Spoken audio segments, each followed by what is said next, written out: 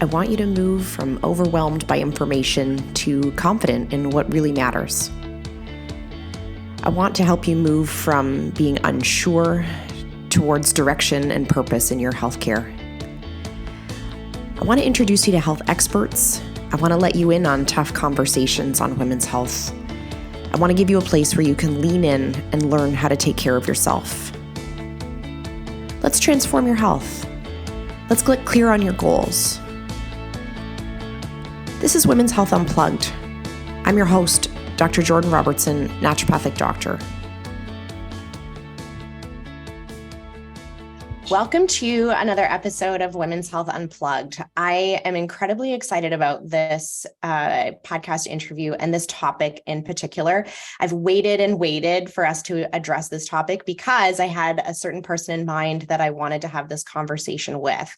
I get asked all the time about exercising with the menstrual cycle, and I have found over the last couple of years that this is starting to dominate the culture and conversation about hormonal health for women. Are you supposed to exercise when you have your period? Are you supposed to lie on the floor when you have your period? I'm really finding that there is a shift in the narrative around exercise for women that is focusing on this cycle specific, I'm saying with air quotes, exercise that you should or should not be following. So I invited Dr. Alyssa Olenick on the podcast today to have this conversation. She is a PhD in exercise physiology, specifically focusing on women's health and the intersection between the menstrual cycle and exercise. Alyssa, thank you so much for being here today. Thank you so much for having me on. I know that it's taken forever to get me here, but finishing a PhD turned into a lot of no's to everything else, but I'm excited to come and talk to this conversation. And, Jordan and I were talking before the podcast, and I think it's probably gonna be better now than it even would have been a year and a half ago, because I'm through the dissertation. I know even more from going through that process and reading through more of the literature and just kind of collecting my thoughts and everything post-defense, all of that goodness. So I'm excited to be here today and talk about this topic, especially because I think it's starting to become, it just seems to be growing more and more. It's not like it's like one of those peaking and trending things and then it disappears. It's like, it's getting even more powerful, I guess, in the social media sphere. Yeah, I'm noticing that too. It's interesting because since I wanted to have this conversation, I kind of thought, I'm like, maybe this will be like coconut oil and it'll just like go away. Mm-hmm. No, and now there's more. And it's crazy because it's like when I started doing my dissertation work on this, it wasn't like it was that big of a thing. It was still pretty quiet. And I just had some ideas, and I wanted to get this funding for sex differences and female focused research. So I just did a male female comparison in my first study. And then this inspired, like this whole premise of this inspired my second study, which was like the menstrual cycle, really specific stuff. And it's funny because it was like kind of niche still and not really that big of a thing. So it's like weird. Like I didn't intentionally choose my dissertation topic to be like an Instagram niche debunker, but I probably can make a lot more money if I really would capitalize on this opportunity and moment in the social media sphere. And there's a couple things that I want to touch on about this topic specifically, because we hear lots of claims being made about I'm going to keep calling it cycle syncing with your exercise. Mm-hmm. We hear lots of claims about, like, number one, that there's not enough research that's done on women. Number two, that no one's actually interested in doing any of this research. And then the nuts and bolts of it being that women do need to tailor their exercise towards their menstrual cycle. Like, where, in your opinion, Alyssa, like, where did this all come from? Like, where was the birth of this conversation? So I think it comes from a good place, right? Like I grew up through science, like my science trajectory, doing a lot. I've like always done studies on women, and I kind of fell into this, and I didn't realize how big of a disparity this was until the last few years. And to me, it didn't seem like it was this massive gap, but there's a huge gap in literature and research and science on using women. But I think that one, I get annoyed because I think people use it as a cop-out to use like mechanistic hypotheses as fact, because that is what usually the realms of people that tend to fall into like liking this stuff do. But there is a big glaring gap on research in biomedical health on women and in sports and exercise science. And so there's validity to that. So I actually published a paper last year with a few other young girls that I'm working with actually now on a second paper on looking at like who's publishing this data on the gaps in sports science. And it's like 6% of the total sport and exercise science studies are done just on women. And about 32% of the participants in all of those studies are women, and hasn't gotten better since the last paper that did this in 2014. So I think there's a caveat of like, yes, that there's less data, especially at least in my field. I can't specifically speak to every statistic in like every other medical field. There are gaps in other places too. But that doesn't mean that there's no research. Like I think people act like there's zero, like there's no data on women. And I fight against this, not because I don't want there to be more data on women. Like obviously I want there to be more data on women. I wouldn't have worked as hard as I did in my PhD if I didn't want that. But it makes me mad because I'm like there is science out there, and you're ignoring it, or you're not factoring it in correctly because you just want to use this dismissive statement just because it makes your argument sound better. Because I feel like what they do in social media is they rile people up. They're like, there's no science done on you, and we don't know this, so you should do this. And I'm like, but that's not science-based. You know what I mean? That's creating a hypothesis, but you need to test that. That's hypothesis generation. You know what I mean? Like, that's great. That's how good studies, become about. But I just think over the last few years, like the hormone coach revolution has now turned into this because it is incredibly marketable, right? Women are frustrated about their health. They feel left out from a ton of things to begin with. And women are really frustrated about fat loss and exercise, and they don't actually understand the physiology behind it. So when you have people saying, well, you're special and here's special things to do, here's the secret, this is the hack. And it sounds plausible, right? Because it's just like when everyone's like, are you always tired? Like, are you like fatigued? Do you feel stressed and burn out? Well, it's probably because you're not intermittent fasting. You know what I mean? Like those types of It's your adrenals. It's adrenals. And it's like the horoscope description of the health and fitness industry. And like everyone's freaking exhausted. Everyone feels stressed. Like even if you manage your stress and you sleep well, you know what I mean? Like that's a human, like we're busy humans living in 2022. So it's like a catch-all. And I think it falls in that like, yeah, of course, every menstruating individual has probably experienced these things at one point or another. So it's easy to draw people in based on that. And it feels like a flashy solution because it sounds like something that's like they haven't heard before. And so I think that the rise of that hormone coach type thing, and or honestly, like a lot of fitness professionals who do not have the qualifications to be speaking on these things, speaking out of scope, but in a way that seems more like safe. You know what I mean? Like they're not doing endocrinology. They're just making stuff up about endocrinology to sell fitness plans. You know what I mean? Like, or, there's that crossover in our field right now of a lot of people acting like medical doctors when they're not medical doctors, and like they're just coaches or have like a bachelor's, maybe a master's, in the hormone coach revolution. I've just watched it all unfold over the last few years as I was like chipping away at my PhD. And I'm like, I should just left after my master's and started reading blood panels. And like, I could have just called it a day. You know what I mean? Like, I was like, I could have just called it a day. So I just think that allowed for it. And I think with the way social media is working now, that nicheness and saying things that are polarizing. And I think because women don't feel heard, as soon as they feel heard, they're like, oh my God, why is nobody talking about this? And I'm like, everyone's talking about this. Like everyone's talking about this. And so I understand from a consumer standpoint why it's appealing. I really do. I sympathize with the consumers. Like, I really don't make any money off of talking about the menstrual cycle at this point because I'm too busy to like make a product. I really just kind of do it as science, communication, public service because I like care about women's health and like menstruating individuals' health. But I just watched this unfold over the last few years, and I'm not really sure what happened, but what I'm assuming is like, there's a few key books that a lot of these coaches will read, and then they'll just like hang their hat on and make that information their expertise because they read that book kind of thing. And a lot of that's happening on TikTok. Because when I was on TikTok, I'd be people being like, you're wrong. You need to read this person's book. And I'm like, I literally wrote a dissertation on this. I'm not going to read that book. Like I read the papers that are like in the citations of my manuscript. Not saying that other people can't have other thoughts on this, but like scientific manuscripts are going to have a little bit more strength than like someone else's, book, right? We all know books can be flawed in like the mainstream media type stuff. So I don't know. I think that there's the TikTok hormone coach revolution has slowly filtered into over niching and overconfidence. And now this is where we're at. Yeah. And it's confusing. And I get it. I empathize with the consumer too. And I know I've talked really, blankly about some testing and the, sort of hormone solutions that are offered to women online. And sometimes when patients will come to me and they'll be like, I know you don't like this test, and now I feel terrible about myself that I did it. I'm like, no, I understand why you did it. You didn't feel heard. You were alone. You have symptoms. You don't understand your body. And someone presented a hopeful solution in that moment. And so that's not gullible. That's not uneducated. It's just, it capitalized on this moment for you. And it's like, for right or wrong, like whatever. Yeah. You can only do with what you know. Right. And so, which is partly why for me, I wanted to have this conversation on such a big platform, is to say, like, we actually have research on maybe what we think about what's happening with exercise in the menstrual cycle. Can we just set the record straight on it? Mm-hmm. I find it so interesting because, and as you were talking about the hormone coach, right? Like if we asked all of those hormone coaches, like they probably would identify as feminist, mm-hmm.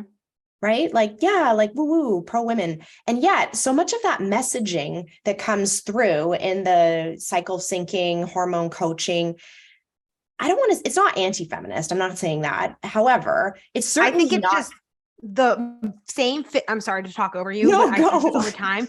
It's the same patronizing bullshit we've been fed in a new bow. Yes. It's in a new package. Yeah. Yeah. Yeah. Like you tell a woman that they're not strong enough to train during certain parts of their cycle. And to be honest, I don't even look at it close enough to know which part we're not supposed to exercise in.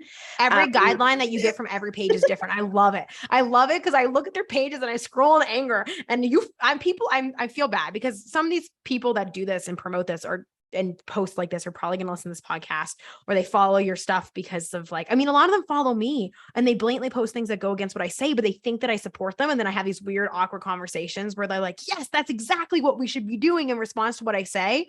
And I'm like, this sounds me. I'm like, who are you to be telling me I'm correct? I know I'm correct, but you're not. And I'm like, but there's like disconnect of like what's being said. And I see their pages, but I love it because I see the graphics of like, do this exercise in your follicular and do this in your ovulatory and this in your luteal. But if you compared every single graphic page to page, when are we supposed to lie on the floor and deep breathe? All of them are different.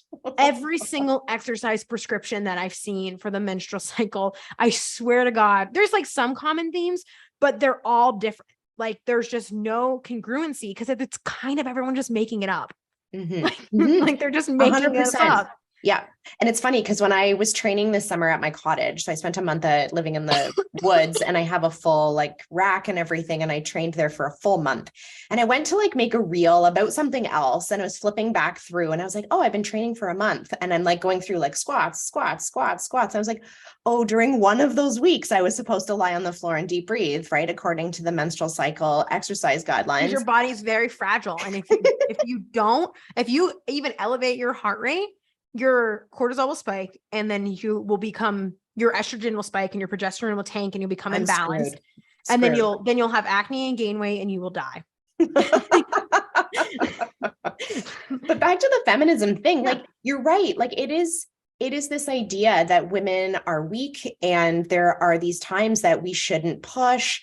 And I actually think that might be like a proxy for something else, right? Like I think when I start talking about this with people, they're like, but I am too tired to exercise during my menstrual cycle. I'm like, cool, then don't, right? Like go that you don't have to. That doesn't mean that should be a public health recommendation. If one person feels tired during certain parts of their cycle, that's not actually what the science suggests. You're probably tired for another reason. Mm-hmm. I just find it so fascinating because those people think they're supporting women, but what they're doing is reinforcing a narrative that women are supposed to follow these like very fragile guidelines. And if they step outside of it, something will blow up. Yeah. I mean, I've had people say to my face, they're like, I'm shocked that you don't have destroyed hormones from all the exercise you do. And I was like, my stress levels, like I had a lot of health issues like at the end of my PhD, but it came from stress, not from exercise. It came directly from work stress. Right. And I know that. Right. And I think that people forget that all of these other things in your life are going to override just those, like, I mean, fluctuations in hormones are happening, but like most people are normal people, they're parents, they're sleep deprived, they're stressed, they have chaotic schedules, like they're doing their best. I'm not saying that it's bad. Like, trust me, like I'm right there with you.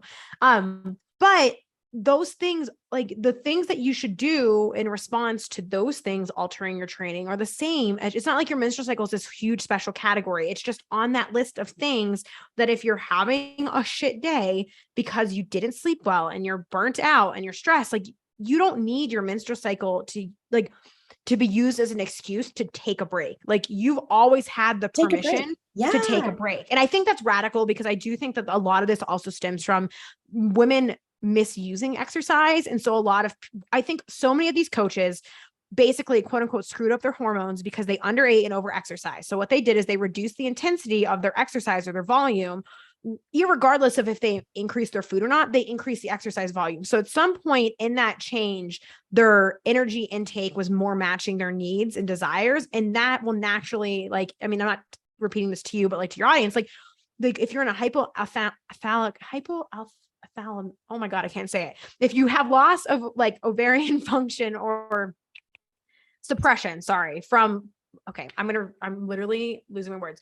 When you're under eating, your body will suppress the processes that lead to getting you pregnant and ovulation and having a healthy, normal cycle. Right. And I think so many of those coaches are coming from a background where they were under eating and or over exercising, and they just simply adjusted the volume. They trained more appropriately. Right. It's not that it was the cycle. It was that they just started training more appropriately. And that was the vessel that got them to that, so to speak, but they're not knowledgeable enough to understand what actually it's like the same argument of like when people talk about like all these special diets, but you're like, it's all just energy manipulation, right? That is the actual underlying cause of how these things work, but the different things can get you to the same means to an end. But I do agree that I think that it's like, it ends up holding women or menstruating individuals back, because first off, women are like, they meet the exercise guidelines. Like, I think it's like 20% of women in America meet the exercise guidelines or something like that. And it's like 30 something percent of men do. So we're already significantly undertrained based off needs for health. Right. But then what we're end up telling all these women and these people is that they should be spending half of their month not exercising, right? When it's health promoting, but not giving them the tools on how to navigate. I'm coming back to this. Sorry, I got a little twisted up when I couldn't pronounce a word there. My brain is so fried. But they're not giving people tools on how to maintain adequate levels of physical activity for their health through things like their menstrual cycle, stress, sleep, having children, you know what I mean? Like all of these things that we all face in our life, or most of us face.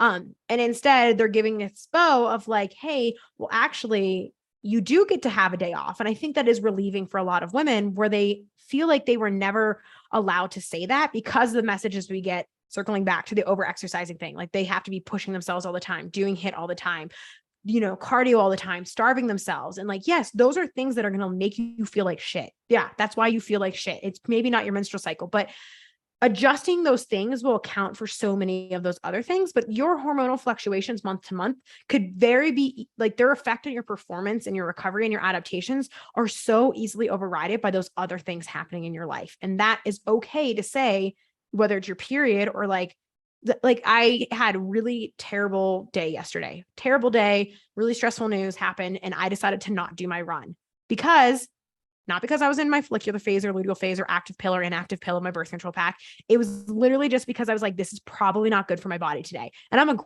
grown ass adult who can do that. And that's okay. Like I'm going to run today. The world didn't die. I feel so much better. You know what I mean? And like, you have the ability to say that, but you might not have the tools to know how to manage that. And this feels like a blanket solution to that. Sorry, that was a very long tangent to get back to that, coming back to like that over exercising argument with women and women just being tired and exhausted. But there's just so many factors that go into this. And I feel like there's hopefully people listening to this and being like, yeah, like, I've either lost my cycle from over exercising and that I thought that it was that, high intensity was killing me, matched with like, hey, I'm stressed and I'm overworked and I'm complementing it with over exercising, or feeling like that's the only type of exercise you can get. And I think the solution to so much of this is just proper exercise and nutritional education for female trainees. Yes to all of those things that you just said. I'm sorry. I totally went full circle and then I lost my train of thought. No, you came back. Tripped myself up twice. I'm doing so much better at it. As soon as I couldn't figure out my brain just hypothalamic amenorrhea, I feel like is where you're going. amenorrhea. There you go. My brain it was like computing different things. And I was like, that is a big word. And I'm in the middle of a tangent and my neurons are just like not going to that corner of my brain and pulling that out. Yes. So, and I have a couple of follow-up thoughts about what you said there. And I do want to move into like talking a little bit about like resiliency and PMS and what have you, because that's certainly the angle that I approach this conversation from.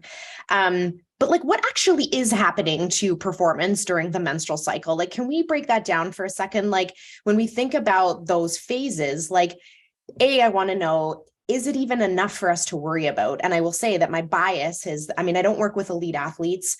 I am a wannabe athlete. Although I am a wannabe Olympic weightlifter, although my coach will die if I say that, because I am going to Worlds for Masters Olympic weightlifting in December, which I'm super jacked about. So I guess I can't say I'm wannabe, but I feel like the influences and changes that happen to the menstrual cycle with performance are so minute that for my population, it's like a drop in the bucket. I'm like, we're not like winning the race by this much. So I don't really give a shit where you are in your cycle. I just need you to go so that we can lower your cholesterol, right? Like that's my bias, because that's my population. Like consistency is fine. We're not podium athletes here. No. However, and sometimes I think in the exercise space, we will take something that applies to like, cyclists in a velodrome and then say everybody should take this, but as a pre-WOD, which is very common, like where we'll take the 1% of elite athletes and then try and apply that information to everyone. Like what is happening during the menstrual cycle with respect to performance and recovery, and should women even care about it? So I have two small like statements that I like to say when it comes to things. One, another thing I talk about a lot for people who aren't familiar with me is hybrid training, or mixing running and endurance at the same time. And people do the same thing in that too, where they focus on the like nitpicky stuff. And I like to tell people, and it applies to a lot of this too, even though this is mean, but you're not fit enough to worry about what you're worried about. Most of us aren't fit enough to worry about what we're worried about. Right. And that sucks. That's so hard to hear, because you might like, I identify so deeply as an athlete, but I could be a good strength athlete, but everywhere else, I'm just like as mediocre as they come. I'm very fit for an average person, but like, I'm not, you know what I mean? Like, I'm not going to be the athlete that I wanted to be at 16. And so like, you have permission to like, yes, knowing those things are great. But again, sleep, stress, environment, work are probably affecting your performance far more than that 2%. And two, I think the biggest issue with the menstrual cycle thing that I think is worth mentioning is that performance and adaptation are not necessarily the same thing. So I think there's a lot of room for improvement in the literature of like, is adaptation different? And that's the part where I think a lot of people, like, it comes to the periodizing to your period right now, where that's really, really vague, because a lot of stuff is like acute trials, just comparing phases or large phases, not even like the fluctuations across month to month. And so at this point in time, performance doesn't really seem to be impacted at all across the menstrual cycle. And like, this is a good thing, right? Because elite athletes don't want their freaking performance to be tanked. Now and this is where it's all mixed. Like there's studies that show, and I don't know any of these citations off the top of my head. I'm very sorry, everyone. This is not my comps. But there are studies that show, I think it's like 52% of female athletes like suggest that their cycle impacts their performance, while 48 say they don't even notice it at all.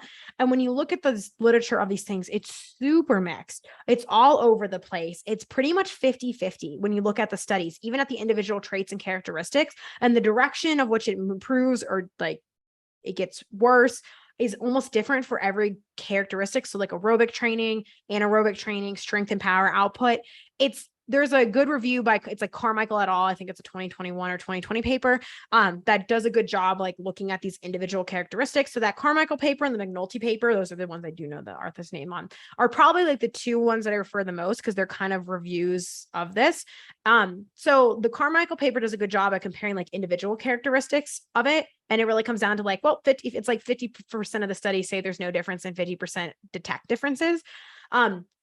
And then in the McNulty study, it basically showed that there's really no phase-to-phase differences. The only difference is that McNulty found that there might be a slight decrease in performance in the early menstrual phase, and that Carmichael study found that there might be a slight decrease in performance in the late luteal phase. And there was another study that came out recently that suggested that a lot of these changes have more to do with your perception than they do about your physical performance, which I thought was a really well done study. And so there are flaws in these studies where like there's a lot of control issues with menstrual cycle research. But I think the reason we see this messy data is because every cycle is different person to person and month to month. And I think that when it comes to all these things, it's weird because I think women want something to be about themselves. And I'm like, no, this is individual. They're like almost mad that I'm not giving them a blanket statement. I'm like, no, it's so individual that you really like, it's about you, the individual, like not just like women as a whole, but like you as a person's experience is going to be different. And it might be different next month than it was the month before. And it might be different than like your friends. It might be done different 6 months from now. You know what I mean? So overall, the conclusion is kind of like, maybe, you know what I mean? Like there might be slight improvements in strength. Like everyone likes to be like, there's a boost of testosterone during ovulation, so that's your strongest week of the month, or run a marathon during your period because you're more like a man. And I hate that statement. I hate that statement so much. But really, women athletes, female athletes, menstruating athletes have performed and set records and had like revolutionary performances at every phase of your menstrual cycle. You may feel more shitty or feel a slight lag in performance that late luteal phase, early menstrual cycle phase. And really that's just your hormones falling. Like that's the few days before your period and like the start of it. But that doesn't mean that your performance is necessarily like impacted, but it might be because everyone's individual experience is different. And also like the cognitive view of how you feel does impact your performance, right? And I think the best way to show this to yourself is like, think about the days you went to the gym and you felt like shit, and then you end up like having a great lift, even though you perceptually went in there thinking you were going to have a bad lift or a bad run or a bad workout. Because there's always this physiology versus psychology type thing. And there is some suggestion that I read another paper recently that was, I wish I could find the paper because it was really good. It was talking about how the cognitive effects of the changes of the menstrual cycle have more to do with perception and enjoyment with exercise, and it doesn't necessarily performance. And that's a really big issue for getting more sedentary women active and meeting those guidelines, because that is holding them back from being active for like 10 to 14 days every single month. So overall, for the most part, no. If you are an elite athlete where that 1% to 2% makes or breaks your career, that's when we're going to start extrapolating the literature and saying, hey, maybe we should look at these things a little bit more uniquely. But even people like to make the argument that the US soccer team used period tracking, but all they did was individually track each athlete's symptoms and help them manage it. It wasn't like this overarching, like super hyper specific period program. It was individual tracking within. I looked into this like a few months ago because everyone uses this argument. They're like, well, the US soccer team did it. I was like, well, they've been elite for years. They're fantastic athletes. They're amazing. And it makes sense for them to be looking at this stuff a little bit more detailed. But all they did was track each individual athlete's cycles and figure out how to respond and manage their symptoms so that they could perform and train the best to them. And you can take that application to you even if you're not elite. I'm okay with people extrapolating that. So the answer is maybe, but I think the better answer is no. If you are in the correct fed state, a lot of that will go away. Like a lot of that, especially with anaerobic or aerobic performance, there's like, if you're carb fed before you do things, the differences in time trial performance between like your follicular and your luteal phase, like go away when you're carb fed. Even substrate oxidation differences go away when you're fed, right? So like a lot of this I think is mitigated too with like proper nutrition. So, which we all know a lot of highly active females tend to neglect. So I don't want to like gaslight every person who listens to this and be like, you're just making this up in your head, or like there's no impacts on any of these things. Maybe, but your performance is probably not as impacted as you think it is. There is room for that conversation though of, well, is there merit to training around the cycle for improved adaptations? And this is where the literature is like really gapped right now. And at this point in time, like we really only have a few training intervention studies for like hypertrophy and strength, and they're kind of mixed. And we really can say like maybe follicular phase is better for hypertrophy than luteal phase, but we don't really have any data to say it's better than just training across the whole month, right? Like there's one study that did that. And like when you remove the birth control group, the group that trained the whole month, the control versus luteal phase weren't really that much different. So is it even worth doing that right now? And a few of the other, single limb studies have mixed results. So it's like, that is the only thing that shines some merit right now is maybe hypertrophy in the future. And that's only a tactic that I would recommend probably to people who are like, most people aren't eating enough, sleeping enough, training hard enough to even maximize their hypertrophy to get to the point where like maybe your follicular phase might be a higher volume period for you, right? Because you're so dialed in, so controlled, and you're looking for that 2%. But everything else at this point in time is really just made up criteria based off of, I don't know where everyone's necessarily getting these like prescription they're giving to people. So I do think there's merit in the conversation of like maybe we're maximizing potential from using the cycle instead of looking at through this lens of like fragility. Like when can we maximize versus being fragile, right? But that I think is hopefully coming, but we just don't have any data at this time to confidently say that, right? So that was a really long tangent, but I think it's important to note that the like performance versus adaptations type conversation is different, but adaptations are influenced by more than just your cycle. Mm-hmm, mm-hmm. Yeah, I'm curious about that. And as that keeps coming out, because from my perspective, when I start to think about, I work a lot in that perimenopause, menopause population. So like the over 40, we start to blame a lot of things on our hormones in that population. And it's true, like there's lots of like things that are happening.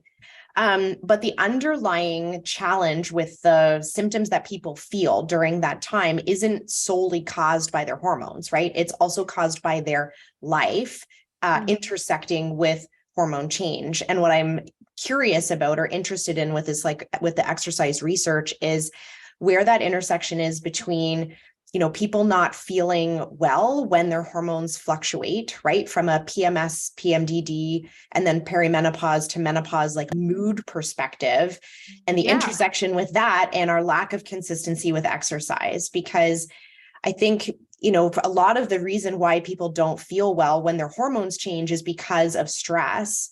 And stress is influenced by our perception or ability to deal with our life / resiliency, which is built through consistent exercise. And so when we start to like let our that hormone story influence our consistency with exercise, which gets in the way of us being able to build resiliency in that person, like we're like, it's just such a spiral because we're never going to get out of that. And how do we balance the conversation of educating these women on, okay, you're not wrong, like you're not broken, but you're also not stupid or wrong for perceiving the things you're perceiving.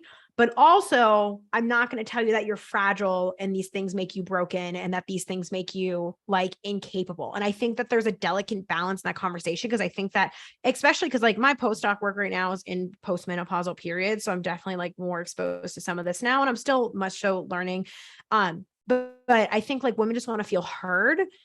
But the problem is what they're getting in response to that is these messages of either one, scamminess, or two, fragility in response, rather than explaining to them that like they can still improve these things. They're still strong. They're still capable. They just have to take care of themselves. And yes, you might feel these things during that. And that doesn't, like, you're not bad or wrong for perceiving that. Let's talk about why that's happening. And it's balancing that conversation of education in a lens that doesn't make people feel, I think sometimes the evidence-based community, I have a qualm with this with social media, where they almost like dismiss everything as being non-meaningful. And I'm like, well, that's not true. Not everything is non-meaningful. Or they forget to add the nuance of something of like, the data doesn't support this, but this is what the data does support. And this is how it applies to what you're perceiving, or this is why you're perceiving what you're perceiving. This is what's happening type thing. Right. And so I think that like, that's why people feel frustrated, but how do we combat that with nuance without the fragility message tied to that? And people do that, but they're just not as loud of the voices. You know what I mean? It's a lot easier to say, don't do cardio in perimenopause, it's going to destroy your hormones and metabolism, than it is to explain like actually how to take care of yourself, right? It's a lot easier to just, it's like the same thing. Like it's a lot easier to avoid something and remove it completely than it is to figure out how to use it appropriately with all things. So yeah, I don't know how to, well, I don't know. I think I do a pretty good job at it. I don't know how to get the larger community of social media to stop talking to women like they're children, basically, Yes. when Yes. it comes to hormonal influences on weight, performance, and health, right? Because women are really worried about their weight, performance, and health, right? So yeah, it's an interesting, especially that perimenopause, menopausal period in the social media sphere. I mean, it makes me not even want to go through menopause, right? Just because I don't even want to have to like this, like dealing with this. Like, I'm like, I'll always have a job if I'm marketing to women, but like, this is just a mess out here. Yeah, it's a mess. I know I have this massive beef with the estrogen dominance conversation because, and it speaks to this like really well, because yes, like we'll see like really bizarre labs in women in perimenopause because there's bizarre things happening hormonally. That doesn't mean that caused the way that the woman felt. And that like lack of ability to see the cause and effect piece, like we latch on to their kind of like unique looking lab work. Their estrogen's often like higher than we expect it to be. And then we blame that hormone. And then that woman feels like now her hormones are against her or are ruining her life, when it's the But fact then that she what, like 6 months later, when they get their last menstrual cycle, we're like, well, you don't have estrogen anymore. So your body basically sucks. Like, yeah, there's no that's congruency. right. There's no winning. Either you're too hormonal or you're not hormonal enough. Yeah. Yeah. You're like, oh, well, now it's gone. So, screw you. Yeah, it is an interesting conversation. I do feel for women. And I do think that a lot of coaches are well-intending. You know what I mean? Like I used to really rag on the social media industry. And I think some of them, they're well-intended, but they're unwilling to learn too. But that's the problem that I have more so, not the ones that are like, oh, you know what? Maybe I'm not educated enough on this yet, and I should probably retract what I'm doing, or I'll think about this differently. And I do have a few conversations with people about the cycle thing, because I'll comment on posts and I'll like ask for like citations, or I'll try to be respectful and engaging. Because I'm like, I don't know. Being a debunker brings so much chaos to your page that I'm just trying to maybe try an alternate way of doing this. And there are some people who are really receptive of it. And they're like, oh my God, I'd love to learn more. What should I like look into? Versus like the people who just like double down and get mad and are offended. And I'm like, I'm not saying you're a bad person. I'm just suggesting that your information is incomplete and that people deserve. This is my qualm with all of it, is that women deserve more than hypotheses, right? They deserve more than hypotheses. Like they deserve science and literature about them, right? Absolutely. But they deserve to have the actual science properly communicated to them in a way that they can actually like take that and do something with it. Because just saying that you're screwed doesn't help. Like, what do you do with that information, rather than saying, well, here's what to do now. Like, if you feel this way, do this. Or if this is happening, you might need to go address this. Like, kind of like actually giving them something to do, rather than just being like, sucks to suck, you're in your luteal phase, so you should just give up on life for the next 2 weeks. Like, see ya. Like, it just, I don't know. I don't know what to think about it. But all that to say, you can train across the entire month. And I guess I'll tangent into this just because I just kind of brought this up, but like, there's some really powerful tools that you can use to mitigate and manage these things. And like the biggest one, so when it comes to like training in your period and your menstrual cycle, at the foundation of everything that you should be doing, that you should be caring about, is just eating enough macronutrients and being hydrated. Like that is the base. I love this because a paper came out and said this, but I made a graphic for Instagram that said basically the same thing like 3 months before the paper came out. And I was like, my bias is correct. But it was just like, that's the logical approach coming from the field right now, is that it should be individualized, is basically the consensus, right? Everyone's different. And the base of it all is macronutrient consumption and hydration, like sleep and stress management, all of that stuff. Because if you're not checking those boxes, nothing else matters. And you're going to feel like shit, regardless of if you're training around your luteal phase and follicular phase. Like, you're going to feel like garbage regardless. And then from there, it's like, okay, are you eating enough like micronutrients and getting enough like nutrition into your body that supports you? Not just like if it fits your macros, but also like you getting fiber, are you getting your vitamins? Are you getting your minerals? Like that kind of stuff. Because having those off balance, which you know can affect the way that you feel in your health and stuff like that, like the test not guess type thing, smart supplementation, all of that stuff, improving your diet quality. And then from there is, are you even following a good training program? So this is where I think a lot of once we get women past the food thing, which it does happen, like there's some women who really are eating really well and they still feel shitty about these things, is, are you following a proper program that actually follows exercise science-based principles, that isn't just, everyone blames HIIT and high intensity exercise. And like, that isn't the issue. It's the issue that women are doing only that 6 days a week. There's no polarization. There's no contrast in their training. There's no lower high intensity. And no good exercise professional is giving women these exercise prescriptions. The issue is not these modes of exercise. It's how it's programmed and when it's programmed and why it's programmed. And that's my qualm as an exercise scientist. But like, are you following a good program that allows you to strength train and do cardio? You need both. Do both. I'm so sick of the demonization of either end of the spectrum of there. You need both from a metabolic health standpoint, from a hormonal health standpoint, from because at the end of the day, most of us, we're not going to be elite athletes, but we probably care about our cholesterol, right? I have a family's predisposition of high cholesterol. And I know that when I drop my cardio volume, my cholesterol starts to go up, right? You know what I mean? I can follow this in my lab work. I know these trends about myself. But you want both, and you can do high intensity work. You just have to follow a program that is dosing these things in a way that's recoverable and that you can eat for and makes sense and is progressive. And just a good training program. Are you following sound training principles? 2, are you following a program that you can track your progress in enough to even notice changes from your cycle phase to cycle phase rather than just self-perception, right? And then at the very end of that is adjusting things. If you have all of these things and you're pretty good at most of that stuff, you can start looking at your cycle and seeing how you individually feel. And a tool that I really love for doing this for Gen Pop everyday people is rating of perceived exertion, or RPE, because it takes you on a scale of 1 to 10 on how hard something is. And it says, hey, do this exercise to this intensity. And guess what? That intensity will change day to day for you. And that will account for sleep, stress, life being busy, your menstrual cycle, and all of those things. So I think people really poo-poo on this idea of RPE. And I'm like, even if it's true that you should do more volume in your follicular phase and less in your luteal phase, if we're using RPE indirectly, if someone is dropping their weight because they cannot do as much that day, they're indirectly dropping their volume. That indirectly accounts for that for most women.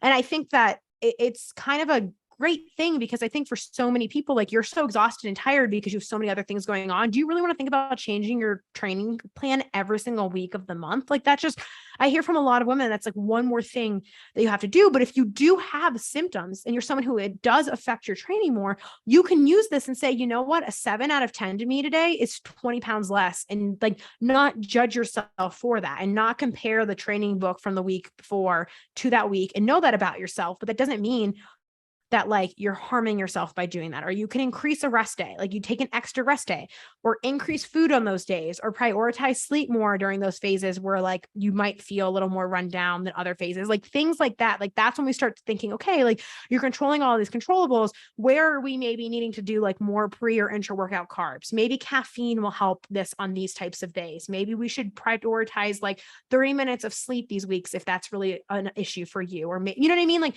That's when we can start taking those lifestyle, because a lot of the literature is suggesting using nutritional and lifestyle things to target these things first. That's coming from little summary reviews talking towards even elite athletes, or women who are highly trained athletes. That's what supplements and or lifestyle or nutritional things can we do to reduce these symptoms? And I'm okay. You don't have to be elite to say, hey, you know what I mean? What can I do to maybe reduce this imposing on my life? Because we don't want our cycles to impose on our life every few weeks or half the month. You know what I mean? And especially on our training, because we care about those things. And asking yourself, what can you do to keep yourself being active? Because for most people listening to this, you might have high-end performance goals, but at some point in life, you're probably going to phase into just being active for the sake of your health and wellness. And how can you build those resiliency and habits to keep that going, even on the days that you don't feel terrible, but knowing how to do it in a way that doesn't make you feel worse, kind of thing. So that's that circles back more to our topic that we're here today on, actionable ways of how to approach these things. And I guarantee, and I mean, you could speak to this more than me, that if you start taking care of your nutrition, your sleep, your stress, and following a more balanced training program, a lot of the things that you're feeling will probably in themselves start to be reduced.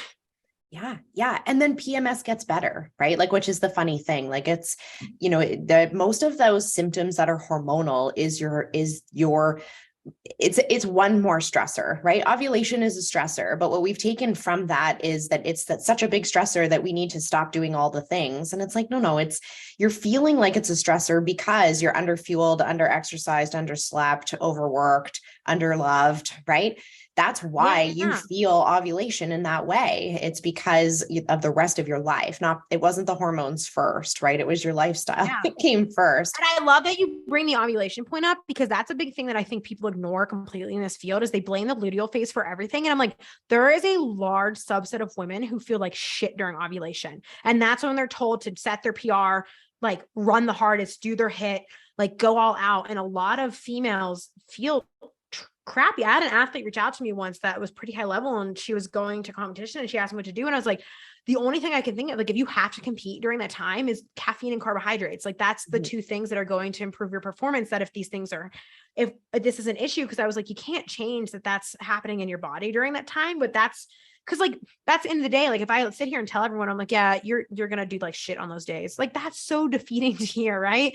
But I think that's a huge thing missing from this conversation, is how often ovulation is actually when because I get a lot of people who are like, how is this not true? This is my exact experience. But for every one person saying that, I have one saying, yeah, I don't notice anything at all. And then I have a third person being like, I actually feel worse in my late follicular, like mid ovulatory phase of my cycle, but no one ever addresses that. Right. And that's where it's individualized, right? Because those people who are like, oh, I feel like worse during ovulation, they're like, my luteal phase is fine sometimes. And I'm like, okay, great. So for you, maybe that's when, your RPE is going to be augmented a little bit. You're sleeping a little bit more. You're monitoring your nutrition a little bit more. But that's where it's like, that's where it comes down to that. I don't think people hear enough of those conversations. Like, I love that you brought that up, because I think that is just, unless you have that one experience that meets the conversation that's happening, then like it's completely washed out for anyone else's experience. Yeah. And I mean, as far as we know from a PMS perspective, like, it's called like that differential sensitivity theory, right? Where it's not actually that the hormones are high in your luteal phase, it's that they go from low to high. And that stressor is what puts pressure on your mood and all those things. I was going to add Prozac to your list, caffeine, carbs, maybe Prozac, and then maybe I'll PR during high ovulation week. Yes. So I probably just need that for ultras anyway. So I get so fucking anxious before those races. So that's maybe carbs, caffeine, and that will be. We're just going to add that to the list. That's the pre-WOD. That is the perimenopausal pre-WOD right there. Oh, I love that. And I was going to throw in, like, it's interesting because the consistency piece for me is huge. And that's, I think, what I want women to take away from this conversation is that if you're not doing anything consistently enough, then none of it matters. You're right. Like, none of us are training enough for those small things to start to influence the way that we design your week and this. And even, like, I can't even carb cycle because it's too much for me to think about. And this is what I do for a living. And I'm like, fuck, if I have to eat more carbs on one day of the week, like, no, that's not something that I am willing to do. I track my macros, but I don't hit a target. I don't hit a target. I've never hit a target. Because it indirectly fluctuates. I'm like, I don't live a life where I can do that. Right. And I'm like, some days I eat more and some days I eat less. And I just, whatever it is, but like, and I'm like, and I'm as top tier professional as you get. So I guarantee you, with 3 kids running through school and daycare and like working a full-time job, like, you don't need to worry about this either. Not because I don't think that you matter, because I just think that it's one more thing that you have to worry about that is just a waste of your powerful energy and time. Yes. And it's to make this one more thing. And you said one more thing for women to do. And I would add to that, it's one more thing for women to fail at. And that sense of struggling with their macros, with their training schedule, and now they have to like match their training cycle to their cycle, that it's one more thing that paralyzes consistency. And my biggest challenge, because you're not doing it good enough. That's right. So, and what do we choose when that's the case, right? Nobody choose perseverance. They choose nothing. And I was thinking about, as you were talking about all that, like, even just a personal example, I just came through like a pretty like sucky weight cut because I waited too long before my last competition, like under fueling, overtraining, and my cycle was 7 days late. And between myself, my nutrition coach, and my actual coach, none of us can figure out why. right? I've been tracking my cycle, my training, and my nutrition for 2 years.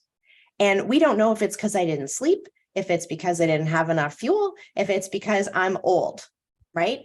We don't know, Yeah. even though we're tracking all of those things. And so to think month to month that you are going to be able to have enough data in front of you to say the reason my eyelids are a little droopy today is because I'm on day 19 and therefore I should lie on the floor and not do my squats. Like we're missing the bigger picture of what health and fitness and exercise and all of that needs to look like. Because even after tracking all of that minutia, I have no clue why my cycle was late. It might just be because I'm 40.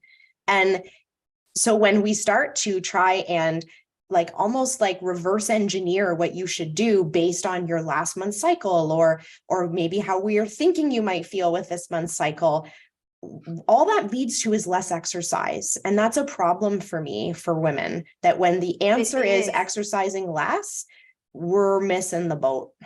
It makes me so mad too. And what gets me, especially wrapping back in that peri and postmenopausal conversation, is that we're like telling these women like, oh, you fucked up. You didn't lift enough or do enough HIIT in your 20s and 30s. And now your muscle and bone is just like wasting away and you're going to break a hip and die. And I'm like, okay, well, maybe we shouldn't be telling women. I know that sounds dramatic, but I swear to God, that's how those posts. That is how that's going. How they read.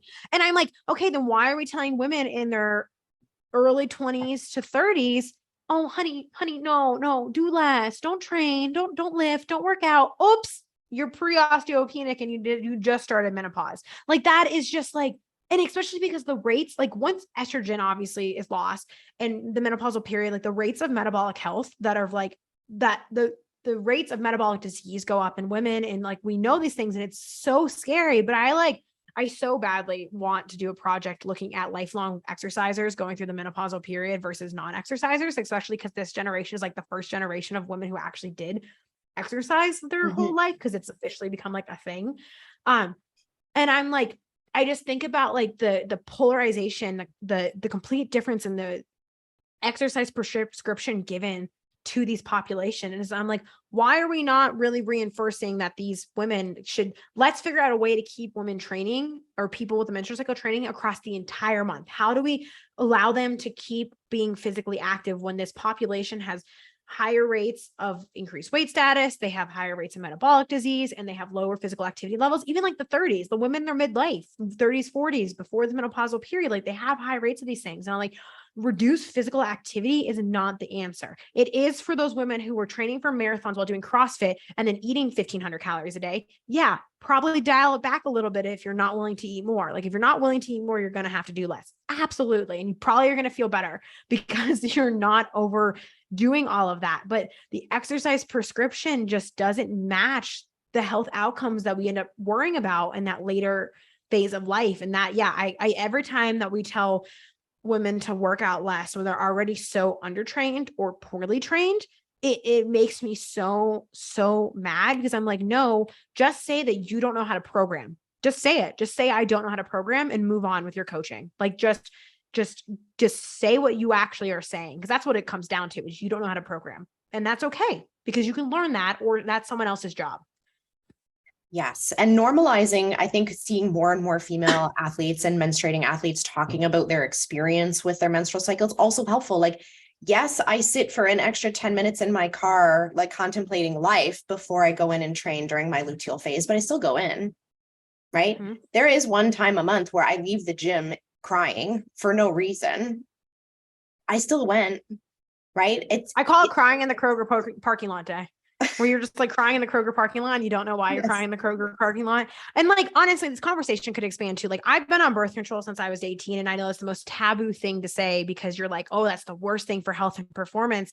And that's a whole nother taboo thing. Cause now the marketing, even with that, is like, oh no, you're never going to get adaptations. You're never going to get fit. You're never going to get strong. You won't gain muscle. And I was like, literally, that's not what the literature says. So like, you know, it's just like, it's like, damn, not to mention, if you don't. Oh my God, we could go on forever. Not to mention one of the number one reasons why women leave sport are their menstrual symptoms, and the pill is the solution. And like 50% of female athletes take an oral contraceptive pill, and everyone demonizes that. And I'm like, also, how many Gen Pop women are just trying to prevent pregnancy? Whether you agree with that's that their number one health risk. Number one health risk is getting pregnant.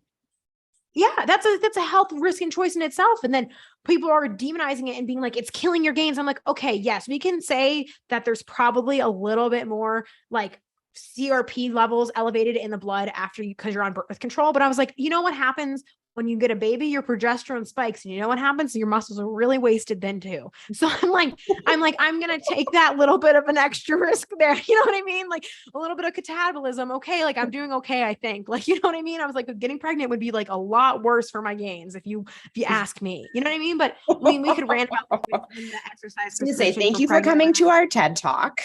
Oh my God. Which the whole point of this whole conversation today is that women are just egregiously undertrained, but I don't want women to walk away from this me saying they have to do more. No, you just need to do smarter. Consistent. And maybe find coaches information that is a little bit more appropriate versus what gets magnified towards women, unfortunately, because it's either kill yourself or do nothing. And I just think like, you know, I feel like I come from a land where there's a nice in between there, where we work hard and we become more resilient. Like, I think that's a big thing that's left from this conversation is how much more resilient you become through physical activity and even like pain resistant.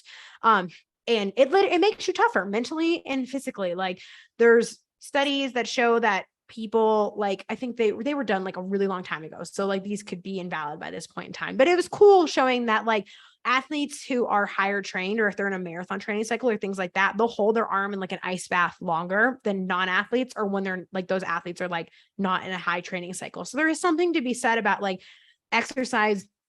It does make you more resilient. And also though, like if you're more consistent and you're following a better training program, you're going to learn a lot more about how your body responds to things than doing this willy-nilly all over the place thing. So I don't want women to think that I'm saying you're not doing it good enough. You're not good enough. You need to train like me. Absolutely not. I'm saying follow better exercise prescription, even if it feels scary, because it feels like you're going to gain fat and gain weight. If you don't keep doing what you're doing, you will get better results. You will feel better, and you'll be able to actually know what your body's doing a lot more by following it and seeing how it responds than maybe what you've been doing so far. Now, if it's the only thing that's keeping you moving, then I don't care, do it. But maybe don't worry about these other things during that period of time.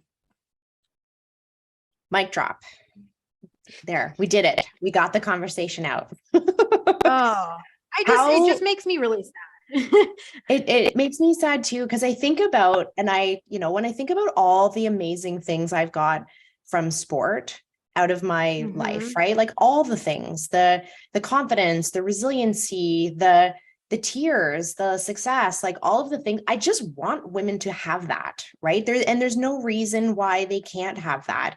I want everyone to be a master's athlete. There is nothing more fun than being a 40-year-old athlete. And yet that narrative is that you can't, or you shouldn't, or you're not doing it correctly, it's just all of those things create less exercise in women. And that is the complete opposite thing of what we need.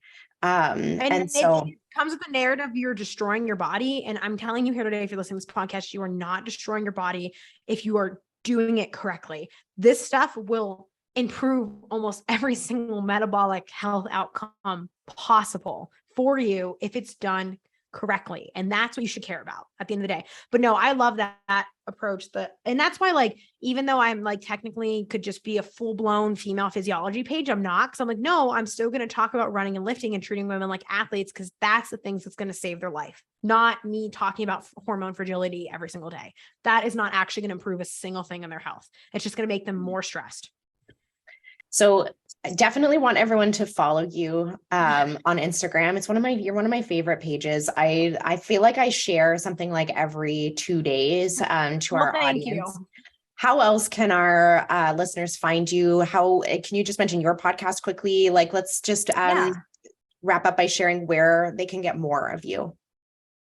Yeah. So I'm Dockless Fitness on Instagram. I hang out there the most, but I also started YouTube recently. Dockless Fitness is my handle. And then I have a podcast called The Messy Middle podcast, which if you find me on Instagram or go to docklessfitness.com, I'm the most organized social media platform page you will ever find.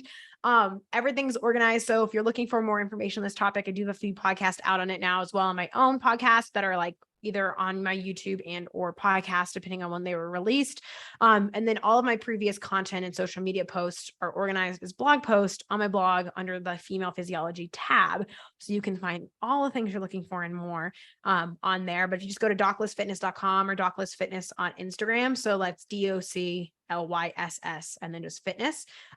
You'll find me and all of the things, and you can keep on learning, but I'll also talk to you a lot about training and exercise and sports nutrition, because in the day, I want you to also be a master's athlete. I'm joking that I'm training to be my fittest of my life at 36. That's what I'm training for right now. I made that decision when I was 26. I was like, I'm going to become the fittest of my life at 36. I don't know why I decided that, but I mean, like, I might not be, but I'm still going to train and act every single day. Like, that's my goal. Amazing. I'm so glad that we got to spend this time together. Thank you so much for sharing with our audience. I'm so grateful. Thank you. And thank you for your patience. Waiting over a year for me to finally do this. We did it. We finally did it. I hope you enjoyed that episode of Women's Health Unplugged.